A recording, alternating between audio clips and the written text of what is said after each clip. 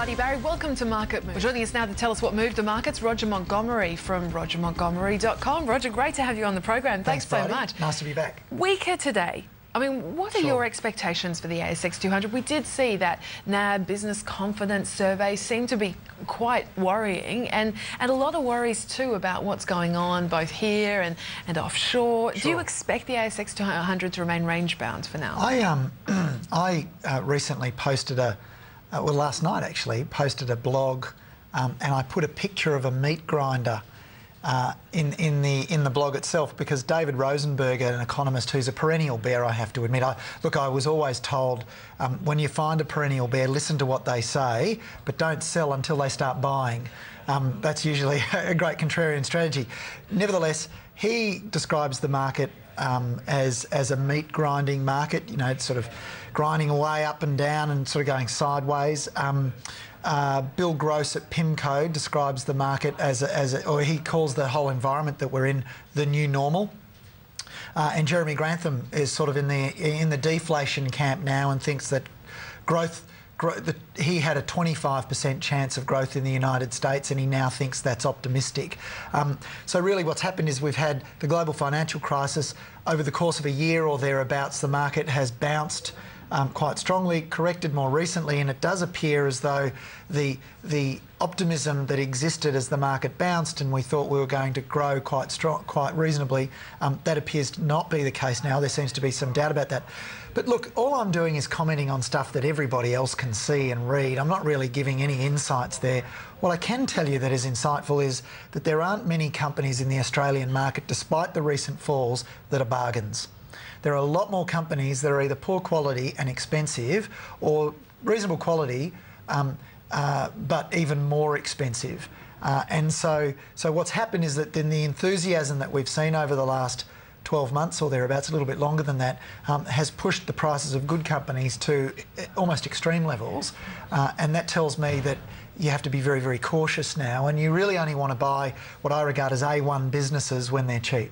Okay. Just quickly on the US as well, because obviously those Bernanke comments overnight really seem to grip markets yet again.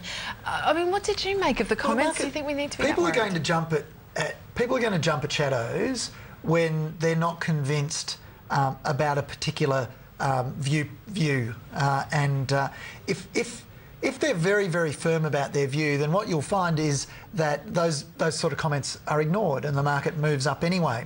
And what it raises for me, and I think for most investors, is the question about whether or not there is indeed a valid approach to investing in markets that brings cause and effect together. You know, is there really a cause and effect, and should we invest on the basis of what Ben Bernanke said?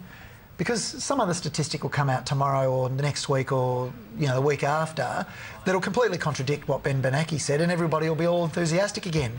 So the idea that there's consistency in the cause and the effect, I think is a mistake, and it's very, very important that you actually focus on businesses, not stocks, and on values, not prices. Roger, what do you do? I mean, if this is the new normal and you have to focus on businesses rather than, the moves in stocks at the moment. I mean, how do you approach this kind of market? Because it certainly seems that, okay, a business may be good, but it's going to be held back by the offshore worries at the moment. Well, I think what you have to do is look, at some point, you've got to stand back from the day-to-day gyrations and even the next result that's coming out from a company. And you need to step back and ask yourself, do I think this company is going to be a much bigger business than it is today? And do I think that it has competitive advantages that will mean that its high returns will be sustained over 5, 10, 15 years? Not worry so much about next year's result. Most people tend to focus on next year's result, and they tend to focus on today's prices, and that's why so many people watch your program, because they're interested to know what happened today. Yeah. I'm less interested in that, and I'm more interested in, is this a great business? Can I buy it below its intrinsic value?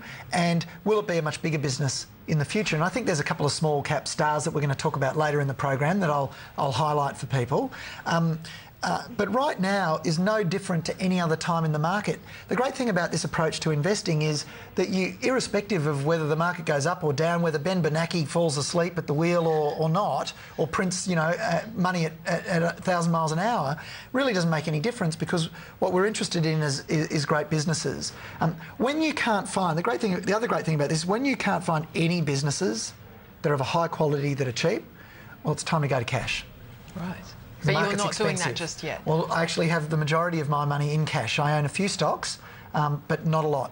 And in fact, I would say almost 90%, if not more, is in the bank at the moment. Wow. Banks were a drag on the market today, the big banks. What do you think of the banks at these levels? I mean, are any of them part of your A1 at the moment? What are your thoughts? No, in fact, there's, when you think about blue chip companies, the typical sort of blue chip companies, really there's only two in Australia that qualifies A1s, and that's Cochlear and CSL. But your question is about the banks. Most of the banks, when I look at their performance, I find that the Commonwealth Bank is the best performing bank. From a business economics perspective, it has the highest return on equity. Now, why is that? It's because they bought Bankwest at what is arguably a cheap price, and the result of that is that their return on equity goes up towards 20% and a little bit over 20%. Why am I so interested in return on equity? Because I compare, if I could inject money into a business, I want to know what return I'm going to get on that, and that's the return on equity. Or I can inject money into a bank account, that's going to give me a return on equity of 5 or 6%. So I want to get a much better rate of return than I can get in the bank. And the CBA has the highest return on equity. The others, ANZ, Westpac and the National Australia Bank, are all 12, 13, 14, 15%. So the bank is sort of head and shoulders above the others. They're all priced at about their intrinsic value at the moment. In fact, the 2011 intrinsic value for the Commonwealth Bank, which is the one that I prefer, is $54.51, which is actually a couple of dollars above, $3 or $4 above, or $3 above its current price. So I think, look, it's trading a little bit cheaper than its value, but it's by no means 15, 20, 30% below its intrinsic value, which is really where bargains start to appear. Having said that, overall, the sentiment towards banks seems to be a little bit negative at the moment. And it's interesting, if you've been in the market long enough, you hear that just from reading the papers and watching various news programs. You get a sense of sentiment being optimistic towards the banks and then pessimistic. It seems it's gone from optimistic to uncertain to a little bit pessimistic right now. But let me say this: the four banks have a wonderful competitive advantage in Australia.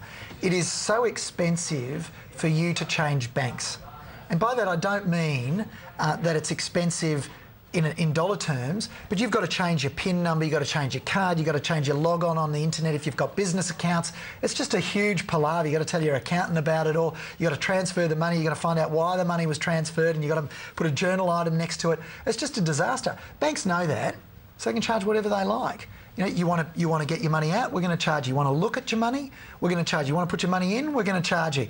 You want to leave it in there, we're not going to give you any interest. What a great business to own on an island where no one can jump off and escape. So I think banks are great businesses, but the opportunity to buy them at real bargains just isn't there now.